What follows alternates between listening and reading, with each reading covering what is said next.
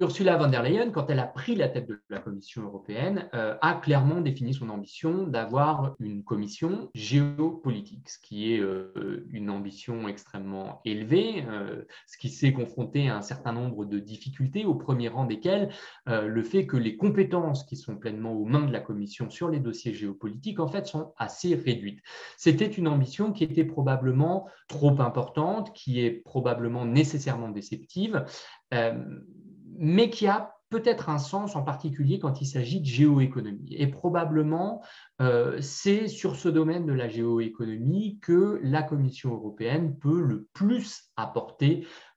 sa pierre à l'édification, non pas d'une commission géopolitique, mais en tout cas d'une Union européenne plus géopolitique, d'une Union européenne comme acteur global. Or, dans son discours sur l'état de l'Union du 15 septembre dernier, la présidente de la Commission a proposé effectivement l'adoption d'un European Chips Act, donc d'une législation spécifique sur les microprocesseurs européens, qu'a développé un peu plus tard dans la même journée le commissaire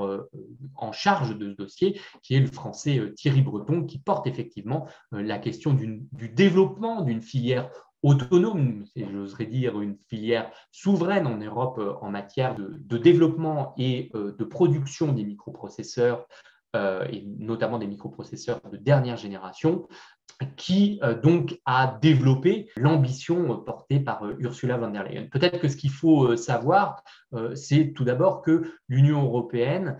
si elle est un peu présente dans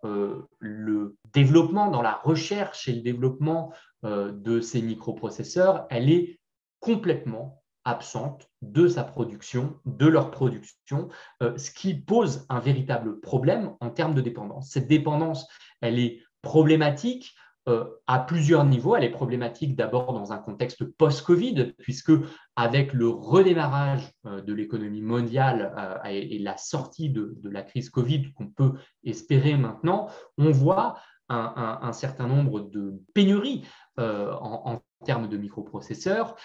auxquels on a pu tous plus ou moins être confrontés, y compris dans notre vie quotidienne, puisque ça va concerner aussi bien la construction des consoles de nouvelle génération, que ce soit la PS5 ou la nouvelle Xbox, mais aussi la production de certains véhicules électriques ou un certain nombre, à peu près toutes les chaînes de production aujourd'hui qui utilisent des microprocesseurs. Or, l'ambition qui est portée par le commissaire Breton depuis 2 ans maintenant et qui a été reprise à son compte comme projet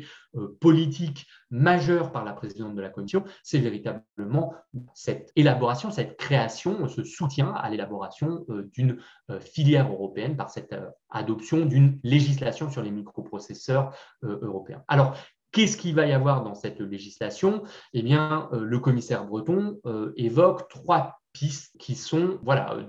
autant de chapitres qu'il va falloir maintenant développer et auxquels il va falloir donner du concret. Le premier, c'est de créer une stratégie de recherche européenne en matière de semi-conducteurs. Et donc, c'est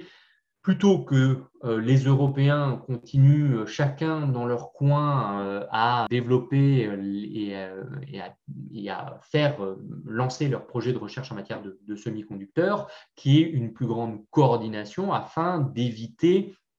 justement les redondances entre ces différents projets. Par ailleurs, au-delà de cette stratégie européenne de recherche, la mise en place d'un plan de soutien à la montée en puissance des capacités de production européennes, ce qui veut dire le développement et la mise à disposition d'instruments de financement, notamment d'un certain nombre d'usines et de méga-usines sur le territoire européen pour fabriquer ces microprocesseurs. Ce qui est intéressant aussi dans les annonces qui ont été portées à la fois par Ursula von der Leyen et par Thierry Breton, c'est qu'on n'est pas seulement dans une annonce de plan de soutien, mais on est dans une approche plus stratégique, puisque est annoncé un monitoring régulier des chaînes de valeur et de ces chaînes de production pour vérifier à la fois leur adéquation avec la demande européenne et puis l'absence de dépendance critique sur ces chaînes de valeur. Enfin, le troisième volet de cette législation qui sera présentée dans les mois à venir par la Commission, le timing n'est pas très clair pour l'instant, c'est celui d'une stratégie de coopération au niveau international. Et là, l'idée, c'est ça va prendre du temps de bâtir une chaîne de production, des chaînes de production et une chaîne de valeur européenne autonome en Europe. Ce ne sera probablement pas suffisant, qui plus est, pour répondre à tous les besoins des industriels européens. Et donc, dans ces cas-là, nous devons apprendre à vivre avec un certain nombre de dépendances, mais que nous devons choisir et que nous devons diversifier pour ne pas nous retrouver dans des situations de dépendance véritablement critiques, de trop grande dépendance qui donnerait, dans ces cas-là, un pouvoir disons, géoéconomique et nécessairement du coup géopolitique à un certain nombre d'acteurs extérieurs, qu'il s'agisse des États-Unis, mais qu'il s'agisse également de la Chine.